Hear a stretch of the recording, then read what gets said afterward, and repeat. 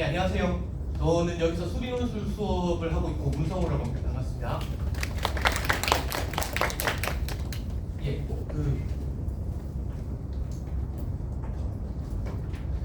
저는 메가스터디 러셀, 강남, 목동, 부천, 주제, 울산, 기타 등등 여러 학원에서 수리논술 수업을 진행하고 있고요. 첫 장은 그냥 프로필 사진 같은 거 함부로 믿으면 안 된다 이러고 넘어가면 될 것 같고요. 흔히 투표한 팀은 이렇게 수학생 5명이 교재를 같이 개발을 하고 이렇게 해가지고 같이 여러분들 수업을 하는 팀입니다. 논술 설명회라고 오시긴 했는데 사실 그렇잖아요. 논술을 어디다 써먹어야 되는지도 잘 모르겠고, 그 다음에 지금 아마 입시 환경이 좀 낯설 분들도 계시고, 그래서 입시 얘기를 잠깐 드리고 거기서 논술을 어떻게 배치를 할지를 설명을 드리는 게 좋을 것 같아요. 이 얘기를 먼저 드리겠습니다. 자, 이거는 제가 여러분들 제 가로로 인쇄되어 있는 여기 다 있습니다. 그러니까 막 뚫어지게 보실 필요는 없으시고요. 이게 대체로 6, 9월 모의고사 정도 때 한번 보시면 도움이 될 겁니다. 이게 뭐냐 하면 국, 수, 탐, 100분위 기준으로 요 정도 되면은 어디쯤 간다를 써놓은 겁니다. 예를 들어서 100분위 기준으로 270점, 그리고 90, 90, 90인 셈이죠. 그러니까 상위 10%, 세 과목이 다 상위 10%면 경희대 기계공학과 정도는 갈 수 있겠다. 뭐 이런 표입니다. 이걸 드리는 이유가 뭐냐 하면 우리의 목표는 논술을 해서 무조건 붙는 게 아니라요. 수시의 목표는 내가 정시로 갈 수 있는 것보다 높은 대학교를 붙는 게 목표잖아요. 내가 경희대학교를 붙을 것 같은데 정시를 딱 봤더니 한 서성안을 갈 성적을 가지고 경희대를 붙으면 그건 좋은 건 아니잖아요. 그죠? 그래서 최초에 여러분들 어머님들이 하셔야 되는 거는 뭐냐 하면 우리 아이가 정시로 어디쯤 갈 수 있을 것인가를 가늠을 해야 되는데, 조금 도움이 되려고 그냥 경험상 이 정도면 여기 가더라를 표를 드린 겁니다. 나중에 참고를 하시고요. 근데 좀 걱정이 되는 거는 이게 딱 맞지 않습니다. 해마다 변수도 있고, 그 다음에 사실 올해가 조금 골치 아픈 거는 현행 수능의 올해가 마지막 해잖아요. 올해 정시 어떻게 될까요? 저는 조금 겁나는 중이거든요. 왜냐하면 지금도 이번에 봤던 수능이 뭐냐 하면 요 현행 수능의 끝에서 두 번째 수능이잖아요. 그러면 대체로 학생들은 이거 넘어갔다 내년에도 혹시 삐끗하면 큰일 난다. 왜냐면 수능 체제가 바뀌니까. 그런 그 걱정 때문에 사실 작년에도 학생들이 좀 안정지향적으로 원서를 쓰는 경향이 있어서 제 생각보다는 제가 이제 정성적을 듣고 얘는 한 서성한쯤 붙고 고대쯤은 한번 질러볼만 하겠다 싶었던 학생이 중앙대를 지금 예비받고 못 붙고 있거든요. 그래서 그런 상황들이 있어서 올해 정시가 조금 더 힘들 거라는 생각은 저는 하고 있습니다. 그래서 그거 참고 같이 하시면 될 것 같고, 그 다음에 두 번째 하셔야 되는 건 논술 아니죠.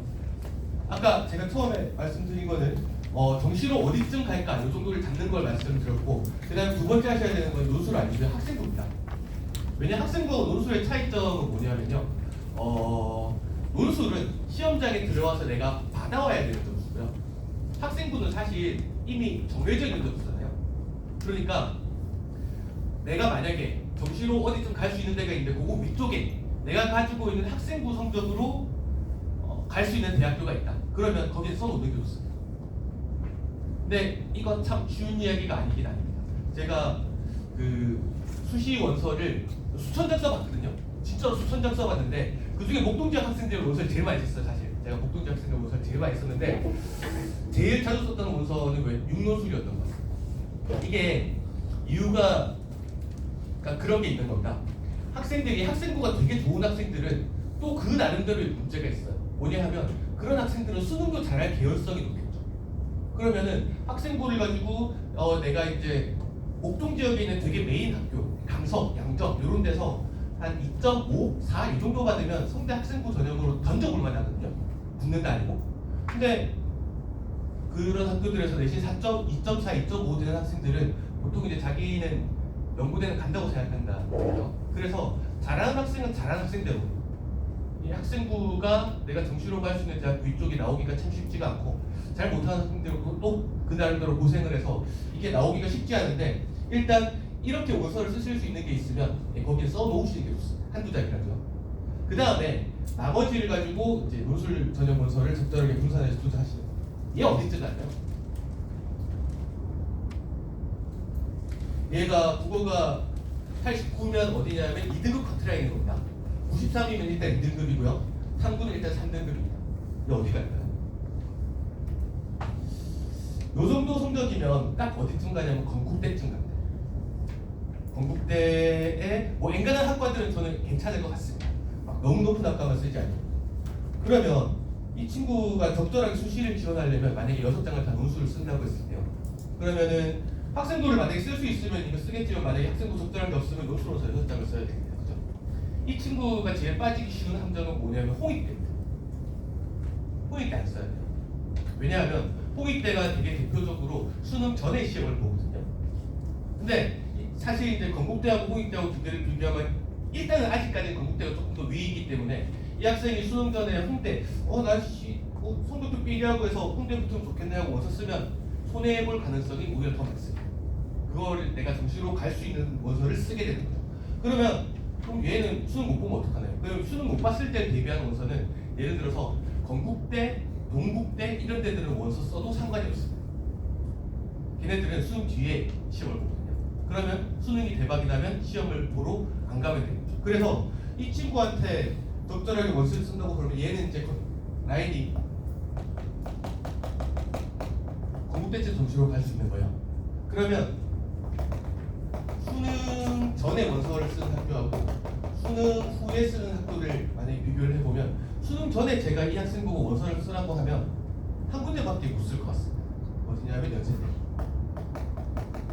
논술이 좀 준비되어 있다고 생각을 하면 저는 이 친구는 연세대를 쓰라고 시킬 거고요. 왜냐하면 이 친구가 지금 연세대 성적이 한참 모질하는 것 같지만 그거 한번 생각해 볼까요? 연대 시험장에 수학이 1등급짜리가 많을까 2등급짜리가 많을까요? 전과목이 1등급 컨트라인 대형대로 매달리신 정시 연대 갑니다. 충분히 접근하게 가거든요. 그래서 사실 연대 시험장이 1등급짜리들이 그렇게 버글버글 들어오진 않아요. 되게 최상위 학과 몇 개를 제외하고. 그럼 이 친구는 나머지 성적은 조금 모질지만 수학은 상대적으로 조금 좋은 편이죠.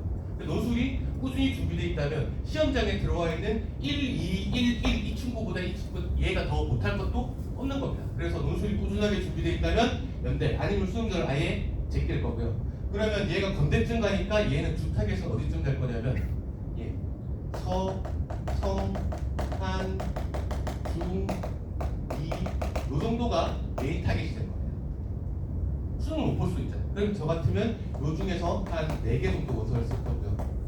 수능을 못 볼 수도 있잖아요.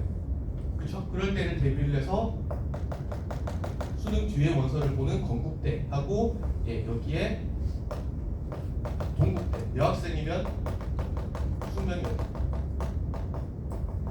이 정도 원서를 쓸 거고 절대로 쓰면 안 되는 거는 홍익대는 내가 지금 정시로 갈 수 있는 커트라인보다 낮은 대학교는 수능 전에 보잖아요. 안 쓰면 되는 거예요. 그래서 6개월 모의고사를 보시고 제일 먼저 하셔야 되는 거는 정시로 어디쯤 갈지 요거를 잡는 거고요. 그것보다 최상향을 하면 수능 전에 쓰는 게 좋고요. 그 다음에 이것보다 수능을 못 봤을 때를 대비해서 보험사만 한 2억 개를 쓴다고 하면 제일 중요한 건 여기 쓰시면 안 되고 수능 뒤에 보는 대학교들 중에 원서를 쓰시면 돼요. 저한테 수업을 듣는 친구들은 작년에도 그랬고 웬만하면 제가 원서를 한 번씩은 봐드리려고 다 노력을 할 겁니다. 자, 이거는 잠깐만 설명드리고 넘어가겠습니다. 이거 제가 여기를 너무 열심히 설명을 드리면 제가 너무 약장사납니다. 이 친구는 백분위 합이 214입니다. 어디 갈까요? 일단 서울 수도권은 불가능합니다. 당연히 불가능합니다. 근데 얘는 결론적으로는 동국대 화생공을 붙였습니다. 특이한 게 뭐가 수학만 잘해. 그렇죠? 수학만 잘해. 이 친구는 국어 40, 뭐 다 볼 거 없는데 이 친구도 서울 수도권에서 대학 못 갑니다. 당연히. 어디 빵꾸나는 지방대를 노려야 되는 케이스. 근데 이 친구도 수학만 잘해. 얘는 보시면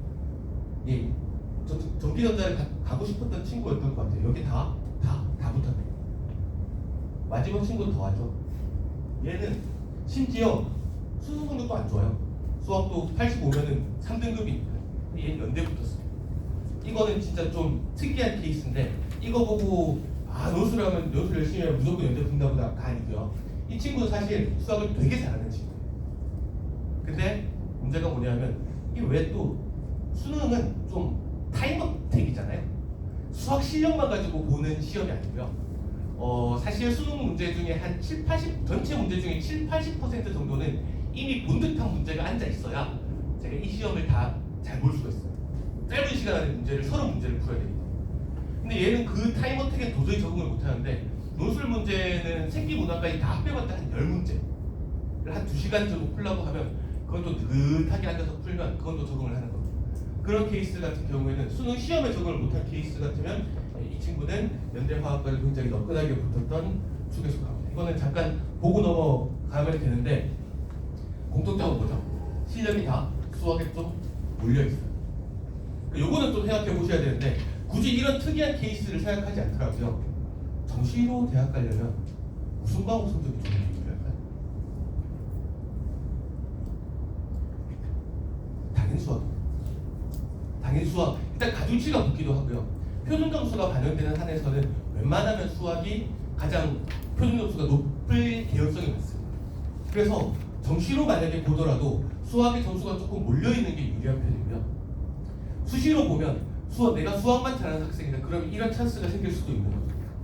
그래서 머릿속에 이렇게 계획을 잡으셨으면 좋겠습니다. 이게 올해 20계열로 대학을 진학을 하겠다고 생각을 하시면 공부를 하는 양을 다 똑같이 고르게 맞추겠다고 생각하는 것보다 수능도 수학 쪽으로 조금 더 힘을 줘서 하고 그것도 논술도 같이 병행을 해서 수학으로 대학을 가보겠다고 생각을 하는 게 물론 이런 극단적인 케이스가 되는 이야기 절대로 아닙니다. 그게 입시에서 크게 손해보지 않고 입시를 잘 넘어가는 방법입니다. 예, 작년 수능 문제 잠깐 볼게요. 이거는 왜 보여드리는 거냐 하면 수리논술 수업을 하는 동안에 수능 공부 더 해야 되는 거 아닌가 이런 친구들을 위해서 보여드리는 겁니다.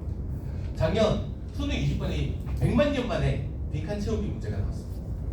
이거 제 수능 수업 안 하죠? 그렇죠? 왜냐하면 안 나온 지가 너무 오래돼서.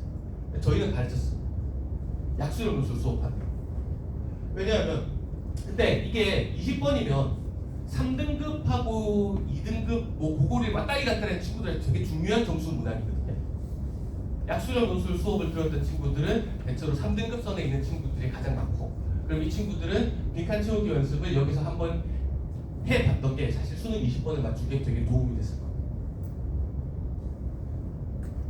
이게 작년 22번 문제. 22번이면 수원 수투 중에 당연히 최고 난이도 문항이고요. 이상한 게 있습니다. 갑자기 이게 지금 제가 EBS에서 나온 해설 트리를 갖다가 제가 옮겨온 건데 이상한 게 있으면 갑자기 왜 밑도 끝도 없이 y 대신에 2분의 x, x 대신에 2분의 y 대입한다 이런 이야기가 있죠, 그죠? 그래서 학생들이 보면 이게 뭐 하는 짓이야 싶을 텐데 사실 저희는 이거를 수업을 했었어요. x 대신에 n분의 x를 집어넣는 행위가 뭐를 뜻하는 거고 y 대신에 n분의 y를 집어넣는 행위가 뭐를 뜻하는 건지 수업을 했었어요. 사실 이거가 조금 뭐랄까 저는 양심의 가책을 좀 느끼면서 수업을 했어요. 왜냐하면 딱 교과 과정에 맞는지가 좀 애매하거든요. 근데 한 요 몇 년 전부터 미적분 시험에서 자꾸 저거를 내더라고요. 28번 문항의 확대 축소 변환이라고 하는데 그 문제를 자꾸 튀어나오길래 이제 자신감을 가지고 니네 이거 알아야 돼 하고 이제 설명을 해주고 그 다음에 수업을 했던 내용입니다. 그걸 알았으면 작년 22번 그냥 풀었을 겁니다. 제가 이거 어디에 뒀을까요? 작년 28번입니다. 객관식 문항 중에 오답률 1위 문항입니다. 사실 최근에 28번이 되게 어려웠던 거를 생각을 하면 별로 어려운 문제가 아니었거든요. 오답률이 근데 어마어마하게 높았어요. 왜냐하면 학생들이 이적분을 할 줄 몰라서 그래요. 이적분을 2학년들 시키면 잘 할 겁니다. 2학년들 시키면. 2학년 때는 잘 했을 것 같은데 수능에 나온 지가 오래돼서 이제 학생들이 함수를 주면 고3 여름방학 정도를 지나고 나면 수능에 이건 잘 안 나와 하고 그 공부를 소홀히 하기가 좋거든요. 그래서 저희는 가르치죠. 왜냐하면 저희는 항상 적분을 할 수 있게 만드는 게 목적이기 때문에 사실 하나만 하면 됩니다. 모든 분수식에서는 언제나 연산은 그 분자 차수는 무조건 가장 낮추고 시작하는 겁니다. 사실 이게 기본인데 그 기본기가 안 돼 있는 덕분에 사실 요 근래 제일 쉽게 나온 28번 문제를 학생들이 많이 틀렸어요. 무슨 말씀을 드리고 싶은 거냐면요. 여러분들이 수리논술을 공부를 할까 수능 수학을 공부를 할까 고민할 필요 별로 없다는 말씀을 드리고 싶은 거예요. 저는 그렇게 생각을 합니다. 수능은 일어나 저러나 기본적인 유형을 타임어택에 맞게 타임어택을 할 수 있게 숙달시키는 연습이에요. 숙달시키는 연습. 근데 저는 수리논술은 그런 거라고 생각하는데 이렇게 하면 수학 문제는 항상 풀린다. 원칙을 잡아가는 게 저는 수리논술이라고 생각을 합니다. 그러니까 시험의 형식이 다르고 주어진 시간이 다르기 때문에 더 원칙적인 해법을 찾아나가는 게 수리논술인데 지금 그거 있죠. 요 얼마 전에 무기징역 받으신 그분이 대통령 할 때 킬러 내지 마라 하고 이야기를 한 다음에 학생들이 수능이 갑자기 확 어려워졌다고 이야기를 많이 하잖아요. 제가 봐서 별로 어려워지지 않았거든요. 근데 달라진 건 뭐냐면 학생들이 수능 문제는 요런 거다. 요렇게 나와야 수능 문제고 요렇게 생긴 건 수능이 안 나와라고 학생들이 머릿속에 가지고 있는 고정관념들이 있어요. 근데 그 고정관념에 의한 문제들의 비율이 좀 줄어드는 그러면 이런 때일수록 사실 수리논술 수업에서 수능과 관련된 도움을 받기가 되게 좋은 시기입니다. 이거는 작년에 여기서 목동에서 저한테 수업받은 학생인데 4월에 덕후는 메가스터디하고 대성하고는 같이 보는 모의고사입니다. 수학 1등 했다고 논술했더니 수학 성적이 좋아졌다고 자랑하는 문자입니다.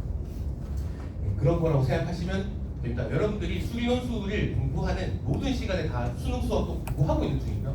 마찬가지로 수능 수학 공부하고 있는 중에도 수리논술에 도움이 되는 시간들을 계속 쌓고 있는 중입니다. 그래서 서로 좋은 영향을 주고받는 거라고 생각하시면 좋겠고 그걸 생각해 보자고요. 수능 수업 1년 동안 수능 수업 1년 동안 계속 듣는다고 해서 사전까지 3개 더 맞출 수 있나요? 아니잖아요. 근데 수리논술을 열심히 따라왔으면 사전까지 3개를 더 맞출 수도 있었을 거라는 말씀을 드리고 싶어요. 누가 논술을 준비해야 되나요? 대한민국 고등학생들 다 해야 됩니다. 사실 학생부만으로 원서 수시 원서 현장을 다 쓸 수 있는 케이스를 제외하면 나머지 이과 학생들은 나머지는 다 논술로 원서를 쓰게 되기 때문에 사실은 다 준비를 하는 게 맞습니다. 그 중에서 특히 수학 성적이 조금 좋은 친구들은 조금 질러가면서 원서를 쓸 수 있는 거고 아니면 대체로 내가 정시로 갈 수 있는 대학보다 2개 정도 높은 데를 가기 위해서 논술을 준비를 하면 되는 겁니다. 합격 사례입니다. 넘어갈게요. 실제로 논술로 붙은 친구들 이야기니까 시간 있을 때 한번 읽어보면 이런 식으로 합격을 했구나 보실 수 있을 겁니다. 많이 붙었죠?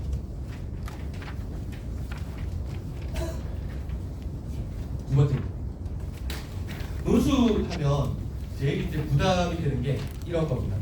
언론에 보면 논술 선발 비중이 전체 인원의 3.몇 %밖에 안 된다. 그런 겁을 많이 주는데 진짜일까요? 이 거짓말은 아닌데요. 거짓말은 아닌데 조금 통계를 잘 볼 필요가 있습니다. 이 3.6%라는 숫자는 뭐냐 하면 전국에 있는 모든 대학교의 모집 인원들 있잖아요. 우리 이름 잘 모르는 대학교들까지 모든 대학교의 모집 인원에서 논술 전형으로 뽑는 모집 인원을 통계를 내면 3.6%입니다. 근데 생각을 해보면 우리가 이제 전국에 있는 모든 대학교에 관심이 있는 게 아니죠. 우리가 가고 싶은 대학교들이 대체로 우리가 가고 싶은 대학교들이 논술 전형이 끼어 있는 학교들 있잖아요. 그래서 여기 있는 학교들이 논술 전형을 실제로 보는 대학교들이고 그 학교의 올해 선발 인원을 다 모아보면은 전체 12만 명 중에 12,700명을 논술을 뽑습니다. 10%가 한층 넘습니다. 그 정도면 논술에 이제 학생부로 만약에 대학을 못 가면 논술 전형 충분히 투자해봐도 됩니다. 두 번째, 수능 준비할 시간도 부족한데 이거는 아까 한참 말씀을 드렸습니다.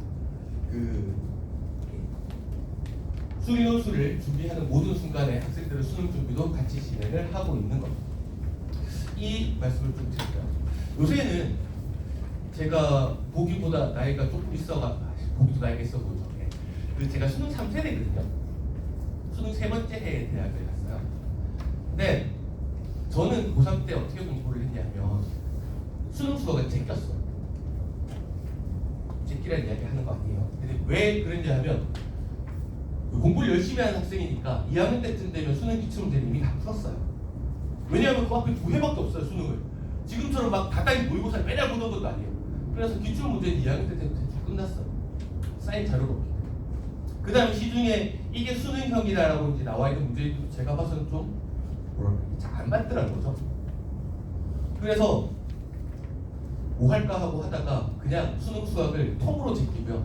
1년 동안 저는 이제 수능 초기 세대인 어머님들이 혹시 계실 텐데 대학교에서 본고사라는 걸 봤습니다. 정시에서.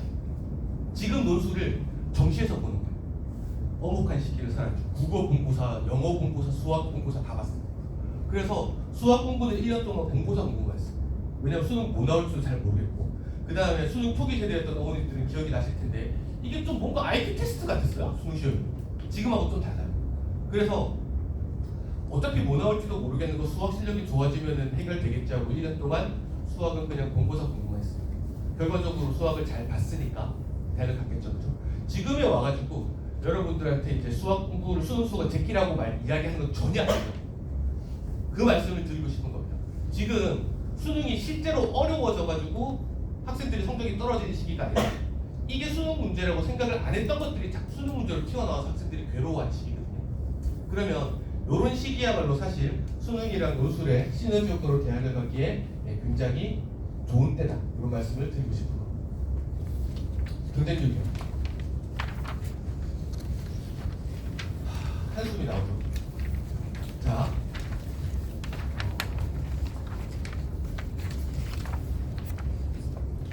그 인원 학생을 한번 이제 아직까지 100분이야 완치하실 테니까 학생 3명을 한번 생각을 해볼게요. 성균관대를 한번 예를 들어서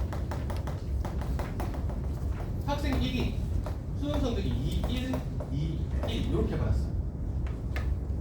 학생 2가 2, 2, 3, 2 이렇게 받았어요. 학생 3이 2, 2, 3, 3 이렇게 받았어요. 이런 애들 보통 이제 성균관대 모습을 많이 씁니다. 그리고 이게 조금 오해이긴 한데 성균관대가 미적분 기하 확통을 다 안 보기 때문에 학생들이 성균관대를 조금 만만하게 생각해요. 그래서 이런 친구들 대체로 다 성균관대 시험을 보거든요. 결론부터 말씀을 드리자면 성균관대는 미적이 안 나오기 때문에 사실 상위권 대학교 중에 좀 어려운 중소가 시험에 붙기에. 자, 생각해 볼게요. 얘 시험장에 들어갈까요? 안 들어가죠. 얘는 대체로 서성화는 쓰면 붙을 거고요. 고대 정도까지 상향이 볼 수 있는 성적이에요. 이 성균관대 시험장 안 들어가야 돼. 그 주변에 입시하는 사람이 잘 없어가지고 어쩌다 들어갈 수도 있는데 잘못하는 거예요. 손해보는 거예요. 얘는 시험장에 안 들어가요. 얘는 목숨 걸고 붙어야죠. 얘 중대도 못 갑니다. 얘는 목숨 걸고 성균관대 논술 열심히 준비해서 시험을 봐야 돼요. 얘는 들어갈 수도 있죠. 들어갈 수 있는데 대신에 붙지는 못합니다. 최저를 못 맞춥니다. 자, 그러면 실제로 이런 학생들 다 성균관대 모습을 다 걸치거든요. 얘네 중에 실제로 얘 시험 보러 안 올 거고요. 수능 좀 잘 본 친구들도 안 올 거고 수능 못 본 친구들도 상관없어지고. 그럼 사실 위에 자르고 밑에 자르면 딱 이런 학생들 최저는 맞췄으면서 그 학교 정시로 못 가는 얘네들만 이제 시험장에 딱 놨겠죠. 알쌤 위 밑에가 얼마나 된다고요? 자, 이게 대학교 논술 전형 경쟁률입니다. 예를 들어서 중대 생명과학부 같으면 90대 이런 거 보고 막 시험 보러 가고 싶지 않죠. 근데 위에 자르고 밑에 쳐내고 나면요 얼마가 남냐 하면 23대 1 정도가 됩니다. 얘 한번 볼까요? 동국대 수학과는 23대 1인데 최초의 경쟁률은요 세네요. 그죠? 실제로 위에 쳐내고 밑에 쳐내고 나면 사실 6대 1 정도 됩니다. 정시에서도 빡세게 경쟁률 나오면 6대 1 정도 나옵니다. 그래서 실제로 시험장에 보이는 대학교에서 보이는 이 최초 경쟁률 학생들은 사실 이것밖에 못 보거든요. 어서 쓸 때는. 그러면 되게 도망가고 싶지만 사실 실제로는 위에 자르고 밑에 자르고 그거의 4분의 1, 3분의 1에서 4분의 1 정도가 되는 숫자만 시험장에 들어오게 됩니다. 시험장 실제 사진이 언론에 나와 있는 거 가지고 여기 잘 보시면 여기 2명 앉아 있는 자리가 하나 있어요. 이게 좀 큰데 뭐냐면 이게 학생들이 컨닝하지 말라고 한쪽에만 쪽으로 앉힌 게 아니고 사실 이 시험장이 2명이 앉아 있는 데가 있다는 얘기는 여기가 싹 다 들어왔어야지 어서 쓴 학생들이 다 들어온 거예요. 눈으로 봐도 3분의 1, 4분의 1 안 돼 보이죠? 다 마찬가지입니다. 여기도 보세요. 2명 앉아 있는 자리가 있네. 여기 아예 비었네요. 그죠? 그래서 생각하는 것처럼 그렇게 높은 경쟁률이 아니라는 말씀을 드리고 싶은 거예요. 자, 그 다음에 여기서 같이 또 드려야 되는 말씀이 있는데 그러면은 시험장에 들어가면요. 어차피 얘네들끼리 문제가 있잖아요. 그 제가 저기 어디 맘카페를 구경을 가다가 가슴이 철렁한 글을 본 적이 있는데 우리 애가 국민대회를 가고 싶은데 그러면 수리노술 시험을 본다고 하는데 수리노술을 언제쯤 하고 시작을 하면 될까요? 하니까 밑에 답글이 수리노술을 시작하려면 일단 수학이 1등급이 나오고 나서 시작하시는 게 좋을 것 같습니다 하고 누가 답글을 달아놓으셨더라고요. 수학 1등급은 국민대회 시험장에 왜 갑니까? 한 명 봤어요. 제가 작년에 그 세종대 파이널 수업을 대체적으로 하고 있었는데 야 어차피 니네 시험장이 수학 1등급장에 안 들어와. 그러니까 뭐 니네 실력껏 하면 돼 라고 이야기를 하니까 제일 뒤에 저 1등급인데요 하는 애가 하나 있더라고요. 너 왜? 그러니까 국어 5등급이에요. 그런 소수의 특이한 케이스, 걔는 붙었겠죠. 붙었겠죠. 그런 소수의 특이한 케이스를 제외하면 어차피 시험장에 들어와 있는 학생들의 수학 실력은 거기서 거기. 높은 대학교는 높은 대학교대로, 낮은 대학교는 낮은 대학교. 수학 실력은 다 한 등급 이상 차이가 나요. 어떻게 하면 붙을까요? 단호하게 말씀드릴 수 있습니다. 옆에 학생보다 5점 더 받으면 붙습니다. 왜냐하면 학생들 성적이 대부분 다 평균치에 따글따글 몰려있기 때문에 실제로는 옆에 앉아있는 학생보다 5점 더 받아야지 생각하는 걸로도 충분히 합격이 가능합니다. 10점 더 받으면 무조건 붙습니다. 왜냐하면 다 똑같은 애들이 앉아있을 거예요. 시험이 너무 어렵지 않나요? 네, 어렵습니다. 시험이 어렵습니다. 시험 어려우면 좋은가요? 시험 어려우면 도망가고 싶죠? 저는 사실 수능도 조금 가르치거든요. 수능도 필요하면 조금씩 가르치는데 제가 옛날에 수능을 가르치던 수업에서 9월 모의고사를 봤어요. 9월 모의고사 보고 나면 그걸로 수시 원서를 써야 되거든요. 근데 수시 원서 접수 마지막 날이길래 학생들한테 야 니네 오늘 원서 접수 마지막 날인데 원서 다 썼지? 하니까 학생 하나가 이러고 선생님 수능도 아직 안 봤는데 무슨 원서를 쓰나요? 하더라고. 수시 원서 접수 마지막 날에 야 이 미친 엑스엑스하고 붙잡고 나와가지고 저를 힘벽에 세워놓고요. 제 핸드폰으로 사진 찍고 그 다음에 제 카드로 결제해가지고 아무데나 6개 뿌렸어요. 그 정신 상태로 사는 학생이니 공부 잘할 리가 없겠죠. 수학은 맨날 5등급만 해요. 그래서 최저 없는 대로 그냥 6개 다 뿌렸어요. 어떻게 됐을까요? 그때부터 정신 차리고 논술을 좀 준비를 했어요. 결과적으로 걔는 아주대를 붙었어요. 잘 갔죠. 기적적인 일이요. 그래서 이제 걔가 인사하러 왔겠죠. 그쵸, 살려준 거잖아요. 선생님이 제 은인이세요 하고 인사를 하러 왔길래 수고했어 논술 열심히 잘했잖아 하고 이제 해주고 속으로 무슨 생각했냐면 아주대 문제 더럽게 어렵게 낸답니다 하고 생각했어요. 왜냐하면 아주대 시험장에 수학 2등급장이 잘 안 들어올 거 아니에요. 다 수학 3등급 4등급일 텐데 1점 정도 난이도를 벗어나면요 풀어요. 3등급 4등급 학생이 건드릴 수 없는 문제들이 튀어나온다고. 그러면은 논술을 많이 접하지 못한 학생들은 무슨 짓을 하냐면 백지를 그냥 내고 나와요. 근데 논술을 좀 진행을 해본 친구들은 뭐는 하냐 하면 한 대까지 칸을 채워요. 한 대까지는 칸을 채워요. 근데 사실 수학 실력이 다 거기서 거기이기 때문에 그것만 해도 옆에 학생들의 경쟁력이 생기는 거예요. 그래서 주워서 아주대학교를 갔습니다. 제 얘기를 해드릴게요.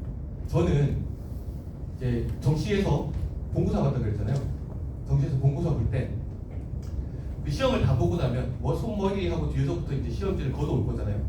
제 뒤에 앉은 애가 저는 굉장히 되게 어렵더라고요. 8문제 나왔는데 3개를 못 풀었어요. 근데 학교를 서울대를 봤으니까 8개 중에 3개를 못 풀었으니까 아씨 너무 놀았나 내년에 열심히 해야지 하고 있었는데 뒤에 애가 제 의자를 발로 툭툭 차더라고요. 그래서 처음 보는 애가 되게 어렵죠 하더라고요. 그래서 맞아요 어려워가지고 3개나 못 풀었어요 하니까 뒤에 학생이 얼굴이 하얘지더라고요. 붙었구나 했어요. 그 생각을 좀 해보셔야 돼요. 문제가 쉬운 게 좋은 거예요. 예를 들어서 아까 요새 성균관대 문제 어렵게 나온다고 말씀드렸어요. 요새 성균관대 문제가 어려워졌어요. 근데 미적분을 안 보기 전에는 성균관대가 오히려 사기권 대학교 중에 문제가 제일 쉬운 학교였어요. 그 시절에 제가 어떤 학생을 제일 많이 봤냐면 성균관대 시험을 보고 와가지고 잘난 척하는 거예요. 쌤 저는 이제 성대생이라고 불러주십시오 하고 잘 봤다는 거죠. 답도 다 맞죠. 그래 수고했다 하는데 주로 이제 합격자 발표 나고 나면 연락 안 되는 이런 학생들 비율이 성대가 가장 높아요. 왜냐하면 마찬가지로 비슷한 실력의 학생들이 들어오기 때문에 성대같이 문제가 그 당시 성대같이 문제가 쉽게 나오면 답을 다 맞는 것만으로 합격이 안 되는 거예요. 논리적인 과정도 맞춰야 되고 감점폭도 줄여야 되고. 아까 아주대같이 문제가 학교 레벨에 비해서 특이하게 어려운 케이스 같은 경우는 오히려 칸만 좀 채워도 붙을 수 있다는 거죠. 좀 오래된 이야기이긴 한데 옛날에 건대가 미친듯이 어렵게 낼 때가 있었어요. 연고대보다 건대 문제가 한참 어려웠어요. 그럴 때는 야 이름 쓰고 나오면 붙겠다 야 뭐 이런 얘기도 했었어요. 그래서 문제가 어려운 게 결코 학생들의 손해가 아닙니다. 자, 얘는 이거를 보여드리면 될 것 같습니다. 얘는 연대가 원래 이제 논술 전형 결과 발표 잘 안 하는 학교인데 이거는 저희가 입수한 자료입니다. 예, 소송자예요, 소송. 재작년에 연대가 단답형 시험 봤다가 문제 유출되고 이래서 막 소송 걸려있거든요. 그래서 학생들이 니네 때문에 자료에 다 있습니다. 니네 때문에 우리가 떨어졌는데 니네가 삽질 안 했으면 시험 관리 제대로 했었으면 우리 붙을 수 있었다 하고 이제 소송을 냈어요. 연대도 진짜 치사한데 어차피 니네 떨어질 놈이었어를 증명을 하기 위해서 자기가 원래 발표하는 학교별 점수 커트를 쫙 발표를 하는 거예요. 보셔야 되는 거는 최소 점수는 치과 7예과까지 빠짐없이 다 빵점입니다. 다 빵점. 그러니까 주변에 내가 봐서는 택도 없는 것 같은데 왠지 연대 시험 보러 간다고 꼼짝꼼짝 거린 다음에 나와가지고 계산 실수를 했나? 다 맞춘 것 같은데 이런 애들이 주로 이 라인에 서 있는 거예요. 최소 점수는 다 빵점. 그 다음에 100점짜리가 나와있는 학교는 여기 한 명 있네요. 나머지는 100점짜리 학교는 3명 정도 있네요. 나머지는 다 점수가 이렇게 이러네요. 커트라인을 보시면 많은 학과들 같은 경우에는 30점, 40점 이 정도가 있습니다. 그거 생각해봐야죠. 대신에 연대 문제가 진짜 넘사벽으로 어렵습니다. 아니 연대가 높은 학교라서 그런 거 아니에요. 그거보다도 어려워요. 그러니까 예를 들어서 고려대 문제는 아까 제가 세종대에 잠깐 말씀을 드렸는데 고려대 문제하고 세종대 문제를 비교를 해보면 전 세종대 문제가 훨씬 어려운 것 같습니다. 고대 쉬워요 문제가. 근데 연대는 좀 넘사벽으로 어렵습니다. 근데 그거 생각해봐야 됩니다. 학교 레벨에 비해서 되게 쉬운 문제를 퍼펙트하게 풀어서 100점에 가까운 성적을 받아야 되는 고대가 유리할지 아니면 반 못 맞춰도 붙을 수 있는 연대 좀 중하위권 학과를 노려보는 게 유리할지 이런 걸 좀 생각을 해봐야 돼요. 그래서 문제가 어려운 건 좋은 겁니다. 지금 저한테 논술 수업을 듣고 있는 학생 중에 하나가 넌 작년에 재수생인데요. 작년에는 논술 안 했니? 하니까 논술 열심히 준비했대. 어디 봤니? 제가 봐서 잘 하는 거예요. 국민대 봤어요. 국민대 안 떨어졌을 것 같은데 몇 개 틀렸냐? 하니까 한 개 틀렸네. 국민대가 10개 나오거든요. 근데 한 개가 틀려도 국민대가 못 붙는 겁니다. 문제가 쉽게 나와요. 그래서 문제가 어려운 건 결코 나쁜 게 아니에요.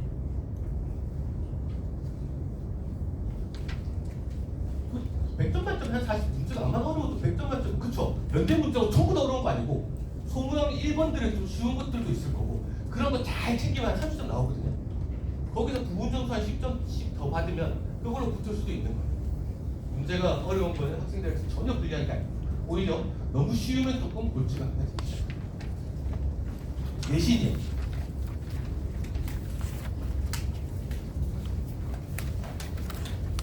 내신 좋은 편인가요? 네, 그러면 안타까운 겁니다. 논술이 내신 성적이 예를 들어서 동국대를 보시면 이 학교가 논술 70 반영을 하고 출결 10, 교과 20 이렇게 반영을 하는데 출결은 웬만하면 다 만점을 받을 겁니다. 동점이라고 생각하셔도 되고 근데 나라에서 지원금 받는 게 있기 때문에 여기서부터 여기까지 10점 차이가 내야 돼요. 보시면 1등급인 학생이 동국대 시험을 보러 올 리도 만무하지만 특히 논술 전형은 20점입니다. 2등급 받으면 19.94점입니다. 3등급 받으면 19.86입니다. 안 까는 거 똑같아요. 논술 문제는 한 문제는 10점씩 안 까는 거 똑같아요. 근데 이게 어디쯤까지 가냐면 5등급 정도까지 계속 이제 까나 안 까나 똑같이 19점 얼마씩에다가 갑자기 17.40으로 팍 깎이네. 6등급부터. 저는 이 동국대 목소리가 막 들리는 것 같아요. 우리는 논술 전형에서 내신 볼 생각이 전혀 없어. 야씨 근데 6등급은 좀 너무하지 않니? 하는 게 목소리가 막 들리는 것 같아요. 7등급 가면 또 확 떨어지고. 그러면 이제 머릿속에 생각은 6등급보다 위쪽이면 다 동점이라고 생각해도 됩니다. 1등급이라 더 유리할 것도 없어요. 논술 문제 한 개 10점씩이라니까요. 근데 그러면 선생님 6등급이면은 논술을 피해야 되겠네요? 아니요. 논술을 뭐 아까 5점 더 받으면 된다고 그랬잖아요. 이거 이래봐야 2.6점 깎인 거니까 크게 상관없는데 기분은 좀 나쁘잖아요. 왠지 종국대가 나한테 좀 차내는 거. 그러면은 100% 반영할 때 이만큼 있어. 그러니까 논술 전형을 고민하실 때 내신은 고민할 요소가 전혀 어떻게 되거든요. 보시면 이거 어딘가요? 중앙대학교는 그래도 좋은 학교잖아요. 논술 전형은 그 평균 성적이 대체로 3점 얼마 이 정도가 돼요. 그러면은 그럼 중앙대는 내신이 3점은 돼야 되나 보다 하고 이제 생각을 해야 되냐 하면 그렇지 않다는 거죠. 그냥 내신 좋은 학생들이 수학 잘할 개연성이 높으니까 3점 정도에서 이제 형성이 돼 있는 거고 전혀 학부에 고민을 할 요소가 안 됩니다. 선택 과목.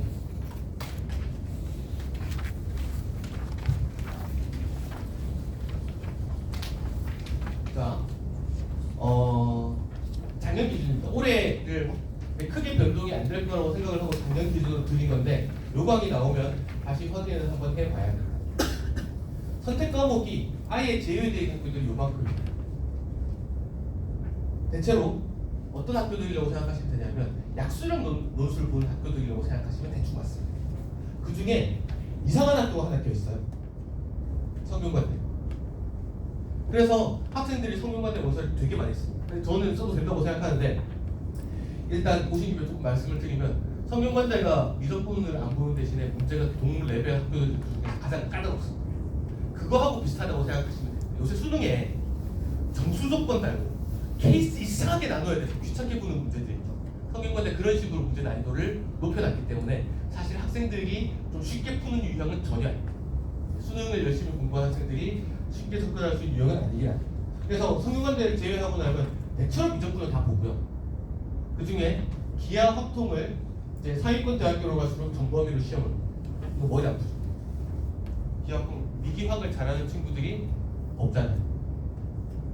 지금 여기 앉아있는 친구들 중에 고3학과 친구들이 좀 있는 것 같은데 고3 친구들한테 해주고 싶은 얘기는 3학년 1학기 때 내신 중에 아마 기하 확통 중에 하나 할 겁니다. 그죠? 그거 내신 하는 중에 내신 기간만이라도 좀 잘 챙겨놓으세요. 상 나올 정도. 그렇다고 되게 잘해야 되는 그거는 또 혹시 기하 언제 배웠나요? 고2 때 배웠죠. 기하 잘 하나요? 자, 이게 대체로 이게 이제 보통이거든요. 근데 그 정도만 아니면 됩니다. 예를 들어서 타원이 뭐니 하고 물어보면 타원이요? 선생님 찌그러진 원이죠. 이렇게 이야기만 안 하면 돼요. 타원은 정의가 두 점으로부터 거리의 합이 일정한 점들의 집합이거든요. 정의 정도 알면 돼요. 문제가 기하랑 확통은 되게 쉽게 나옵니다. 근데 대학교 입장에서 이거를 인정을 하는 거예요. 옛날 같았으면 미기화학을 다 잘하는 이과 학생들을 뽑고 싶었을 텐데 지금 이 체제에서 미기화학을 다 잘하는 친구들을 뽑을 수 있는 체제가 아니라는 걸 대학교도 인정을 하는 거예요. 그러면은 모자란 학생들을 뽑고 싶어요. 다른 미적 잘하는 학생들을 뽑고 싶어요. 기하나 확통은 좀 금방 가르칠 수 있거든요. 대학교. 그래서 대체로 기하 확통 합해가지고 30% 정도 출제되고요. 미적이 70% 정도라고 보시면 대체로 맞고요. 그 다음에 문제 난이도도 굉장히 쉬운 편이기 때문에 예를 들어서 지금 상상이 잘 안 되겠지만 포물선 방정식 주고 이 포물선의 첨점과 중선을 구하시오 이런 것들도 실제로 문제가 나와요. 이거 내신 문제집에서 쌤 같으면 A 단계에서 나오게 논술 문제로 출제되기도 한단 말이에요. 그래서 기본만 열심히 해보세요. 그리고 실제로 준비하는 거는 기하랑 확통은 여름방학부터 해도 충분합니다. 1학기부터 기하랑 확통을 한다고 힘 빼는 것보다 제가 보내드리고 싶은 거는 1학기 동안은 수능이랑 논술에서 수원, 수투, 미적분은 하나의 라인이거든요. 그 라인 전체를 열심히 공부해가면서 수능이랑 논술에서 좀 시너지 효과를 노려보겠다 이렇게 보는 게 더 좋은 방법입니다. 그 다음에 또 미기화학 다 본다고 협박을 하고 있지만 사실 이화여대 같은 학교는요 요 근래 5년 동안 확통 문제 한 개도 안 냈어요. 출제 범위는 항상 미기화학인데 확통 문제 한 개도 안 냈어요. 그래서 아예 안 해도 되냐 그거는 잘 모르겠는데 이러나 저러나 출제 비중도 다르고 난이도도 다르기 때문에 학습할 때 같은 분량을 학습할 수는 없어요. 그래서 여름방학 때 정도부터 고민을 하셔도 무방합니다. 그 여름방학 때 저희가 1학기 때는 이제 수학 기본기들 중심으로 수업을 하고 여름방학 때는 이제 실전 모의고사 중심으로 수업을 하는데 하나는 그러니까 문제를 3개를 주면 2개는 수원, 수투, 미적 라인에서 내고 하나는 미적, 기하, 확통 중에서 선택해서 문제를 풀 수 있게 그렇게 모의고사를 보거든요. 학생들 다 미적 풀고 갔죠. 미적 수능 풀고 갔습니다. 아니 기하나 확통 되게 많이 풀어요. 아는 거죠. 똑같이 문제를 풀어도 기하나 확통 푸는 게 나는 미적을 수능을 보는데 기하, 확통 분수는 문제가 더 쉽다는 걸 아는 거죠. 그래서 크게 걱정 안 하셔도 됩니다. 여름방학부터 고민하셔도 충분합니다. 그리고 아까 말씀드렸듯이 지금 고3 학생들 같으면 내신 기간 중에 하는 거는 어느 정도 준비해 주세요. 수리노술 시험의 특징. 그렇게 생각하시면 될 것 같습니다. 왜 학생들이요 이렇게 좀 그런데 옛날에 수학 볼게요. 뭐라고 하는 것 같은데 근데 이게 디폴트 값입니다. 왜냐하면 저는 이거에 영향이 좀 있다고 생각합니다. 학생들이 옛날보다 좀 약아졌어요. 근데 무슨 얘기냐면 이런 유형은 수능에 나오는 이런 유형을 풀 줄은 모르는데 얘가 수능에 나오는지 안 나오는지 기독차게 하는 거예요.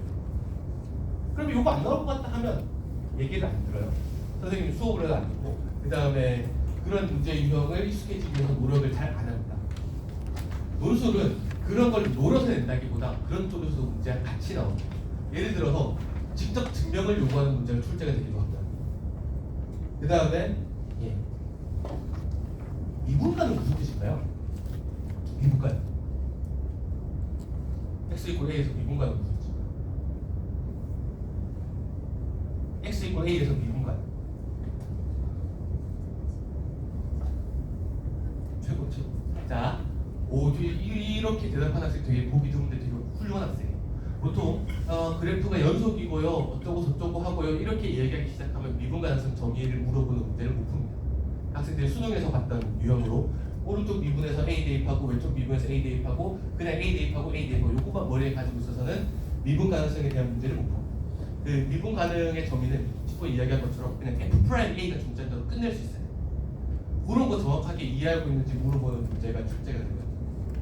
그 다음에 학생들 괴로워하는 것 중에 하나는 수능의 특징은요 수원 수투를 안 섞어요. 이 문제를 출제하는 단원을 다 짚어낼 수가 있어요.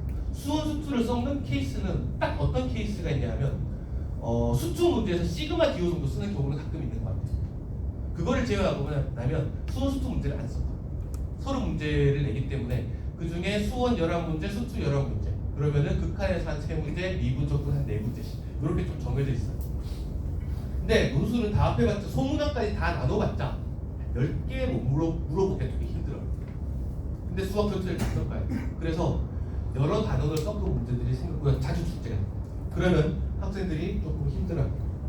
계산이 까다롭다는 이거는 거짓말인 것 같아요. 오히려 더 쉬운 문제도 있고 그런데 들어오기 시작하면 한없이 들어오질 수도 있게 돼 있어요. 그 다음에 답만 맞고 논리가 부족하면 감점입니다. 형식적인 측면에 100점은 없습니다. 안 나온다고 생각해도 되고 답보다는 과정이 더 중요해요. 그래서 아까 보셨듯이 100점 만점에 30점, 40점 받아도 붙는 시험이잖아요. 즉 어려워. 그러면 내가 확실하게 풀 수 있는 문항들을 확실하게 풀어놓고 나머지들에서 부분 점수를 2점씩, 4점씩 이렇게 쌓아 나가는 것만 해도 충분히 합격이 가능합니다. 자, 이게 뭐냐 하면 이화여대에서 출제했던 모의논술 문제인데요. 어려운 문제는 아니거든요. 어려운 문제는 아닌데 규율법을 학생들이 1학년 때 배웠어요. 1학년 때 배웠어요. 그 다음에 그 뒤로 이걸로 증명을 해본 적이 없어요. 그래서 이거 규율법을 이용한 증명 문제가 나오면 이거 맞췄다, 붙었다고 생각해도 됩니다. 왜냐하면 아까 말씀드렸듯이 대한민국 고등학생들은 이걸 할 줄 모르는 게 디폴트입니다. 자, 이거는 골치 아프죠. 쌍곡선, 수열, 샌드위치 정리 이거를 다 융합한 거죠. 이런 문제가 출제되기도 그 다음에 매개화된 곡선에 대해서 학생들이 배우는 거는 매개변수 미분법 정도를 살짝 배우고 수능에서 잘 안 나오는데 이런 거를 깊이 물어보는 문제가 나오면 학생들이 다 틀리는 문제가 됩니다. 잠깐 한번 학생들이 있으니까 어머니 좀 잠깐 지도해줄 때 이거 어떻게 하면 될까요? 실제로 이대 문제.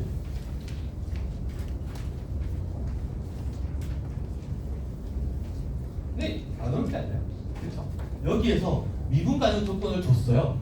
이 얘기는 이거의 증가 감소를 따지는 거를 미분을 통해서 보여도 된다는 얘기입니다. 미분 가능 조건이 없으면 좀 별 얘기죠. 미분 가능한 조건을 줬기 때문에 이거 미분에서 f 프라임이 g 프라임이 0에서 6분의 파이 사이에서 양수인 거를 보이면 되고, 예. 그다음에 그 과정에서 나를 쓸데없이 줬을 리가 없을 테니까 이 부등식을 아마 이용하게 되겠구나. 이렇게 계획을 잡으면 대체로 맞았을 겁니다. 자, 그러면 이게 어떻게 되는지 한번 볼까요? 1-1번은 아까 제가 부분 점수 말씀드렸잖아요. 근데 부분 점수는 얘 글씨 좀 이쁜데? 하고 부분 점수 주고 얘는 이름이 좀 마음에 드는 걸 하면 부분 점수 줄 수는 없어요. 그래서 대학교별로 여기는 채점 기준표를 줍니다. 이거에서 언급하면 몇 점, 이거에서 언급하면 몇 점, 이거에서 언급하면 몇 점.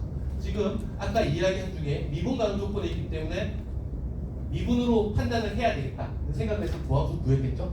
4점. 그 다음에 이거 보호를 통해서 증가함수를 보였으면 3점, 3점 이렇게 받아서 10점을 쌓는 겁니다. 이게 쌓여서 합격을 하게 되는 거예요. 근데 예를 들어서 이거 나오면 풀 수 있을 것 같죠? 이 문제 난이도를 뭘로 보내려면 앞에 이거 붙이면 돼요.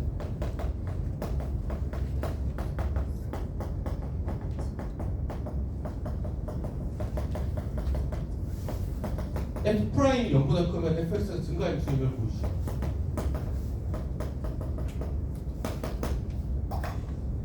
이거를 이게 지금 도함수가 양수면 증가함수가 되는 걸 이용했잖아요. 근데 도함수가 양수면 왜 증가함수인데? 하고 물어보면 이번에는 모든 학생들이 포기하는 문제가 됩니다. 어떻게 생각이 든 학생들입니까? 어머니들 조금 지겨울 텐데 제가 학생들한테 수학을 잘할 수 있는 큰 비결, 수능이건 논술이건 잘할 수 있는 지금 이제 방학 막바지잖아요. 지금부터 공부할 수 있는 되게 큰 거를 하나 드릴게요. 일단 뭐 하시냐면요, 목차를 배우세요. 교과서 목차를 배우세요. 교과서 아니라도 좋아요. 무슨 자기가 자주 보는 문제집의 목차를 배우세요. 예를 들어서 미분 단어는 처음에 뭐가 있냐면 미분계수와 도함수가 첫 번째 단어고요. 두 번째가 도함수의 활용 1, 2, 3 보통 이렇게 분리가 되는 거죠. 증가감수는 어디서 배우나요? 증가감수는 도함수의 활용 2에서 배우고요. 그 다음에 접선의 방정식이 도함수의 활용 1이에요. 그러면 이거는 f' 양수는 얘가 증가함수임을 보이니까 도함수의 활용 2에 있는 문제를 내용을 증명하라는 거잖아요. 도함수의 활용 1에 접선 방정식 말고 한 개 더 배워요.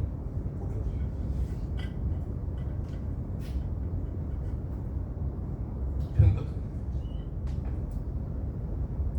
저 표현값 정도 증명하면 금방 증명해요. 근데 학생들 머릿속에 표현값 정리 수능 안 나올 것 같죠? 조금 이따가 표현값 정리 수업을 하게 될 텐데 수능에 표현값 정리 진짜 많이 나옵니다. 근데 학생들이 이게 표현값 정리인지 모르고 풀어서 그렇죠. 그냥 그래프로 띡띡 풀어서 그렇지 표현값 정리가 되게 많이 나옵니다. 왜냐하면 f' 양수면 f가 증가함수를 보이는 것도 표현값 정리 없으면 증명을 못해서 그렇습니다. 그거 잠깐 수능 얘기할게요. 그 수능을 위해서도 목차 외워둬야 돼요. 그 다음에 목차 옆에다가 깨알같이 그 단어의 키워드들을 좀 정리를 해주세요. 예를 들어서 수원 첫 단어는 지수잖아요. 지수에서 뭐 배우나요? 수원 첫 단어는 지수거든요. 지수에 두 개밖에 안 배워요. 첫 번째 A의 n제곱근 중 실수. 두 번째 지수 법칙 확장. 두 개밖에 안 배워요. 수능이 몇 문제 나올까요? 한 개는 무조건 나와요. 지수 법칙 확장 몇 번으로 나오죠? 1번으로 나옵니다. 2점짜리로 나와요. 그 다음에 A의 n제곱근 중 실수는 나올 때도 있고 안 나올 때도 있는데 왜냐면 지수에서 두 군데 내면 너무 많긴 하거든요. 이걸 수요일이랑 엮어서 내면 보통 4점짜리로 나옵니다. 두 개 말고 낸 게 없어요. 그래서 논술을 준비하고 수능을 준비하고 지금쯤 목차 옆에다가 단어별 키워드 적어놓고 이 중에 30개 뽑아서 수능 물어보는 거면 그 다음에 이 중에 10개 뽑아서 논술에서 물어보는 거로 생각해도 됩니다. 생각해보세요. 여러분들이 내신을 봤을 때는 시험에 20문제를 대단원 1개 반 가지고 20문제를 내. 그러면 물어봤다고 또 물어보고 계산 더럽게 해서 괴롭히고 되게 여러 가지를 하겠지만 수투에서 11문제밖에 못 물어봐요. 그러면 적분의 예를 들어서 적분의 많아봤자 4개. 1개는 반드시 내야 되죠. 점적분으로 정의된 함수 내야 되겠죠. 넓이와의 관계 1개 내야 되겠죠. 그 다음에 미분의 역연사이다 뭐 이런 거 물어보고 하고 나면 낼 거 몇 개 없어요. 적분에서 4개밖에 못 낸다니까요. 그러면 각 단원별 핵심 키워드하고 상관없는 문제는 안 나온다고 생각해도 돼요. 일단 옥차, 달달 각 단원별로 어떤 게 있는지 그거 옥차보고 기억할 수 있게. 그 다음에 이런 것 같이 노술 같은 밑도 끝도 없는 걸로 증명을 하라 그러면 요거 직전에 뭐 배웠었지? 를 생각을 해보면 그게 답이 되는 경우가 되게 많아요. 됐죠?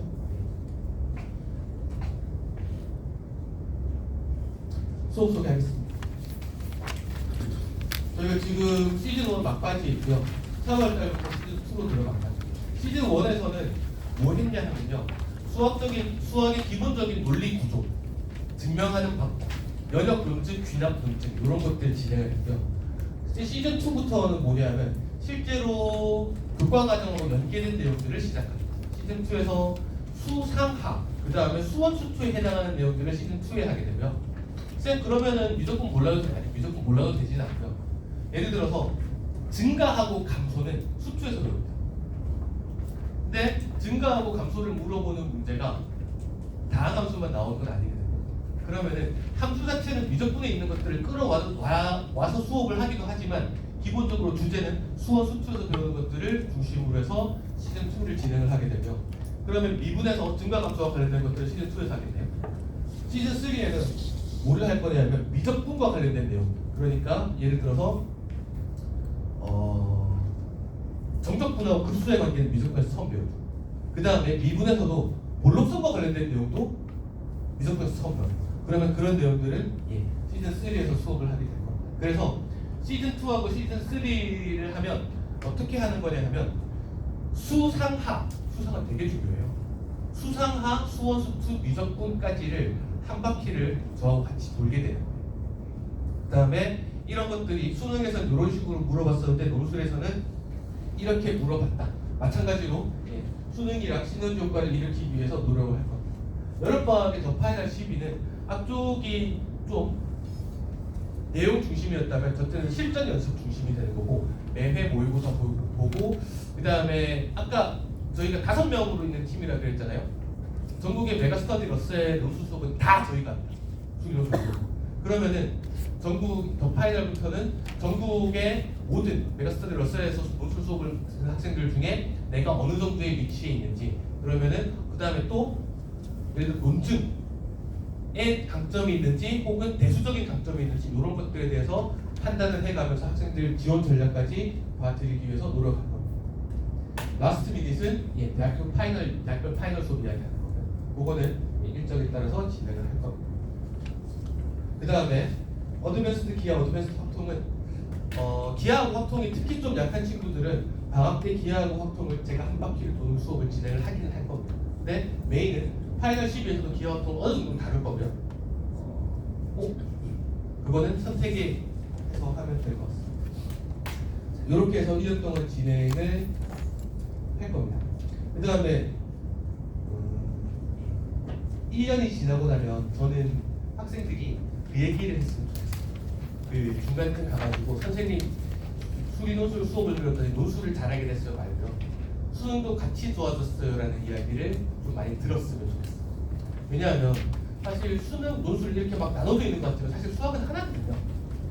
수학은 하나인데 시험 형식에 의해서 나눠져 있는 거고 그 다음에 학생들한테 이렇게 하면 항상 풀리는 방법들을 1년 동안 열심히 학생들하고 익혀서 그거를 가지고 학생들이 수능에서도 도움이 됐다라고 이야기를 하게 수업을 진행을 할 계획입니다.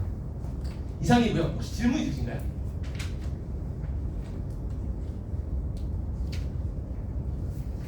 없으시면 개인적으로 질문할 거는 보통 잘 안 하시더라고요. 개인적으로 질문할 거 있으신 분들 나와서 질문해 주시고요. 이상 마치겠습니다. 수고하셨습니다.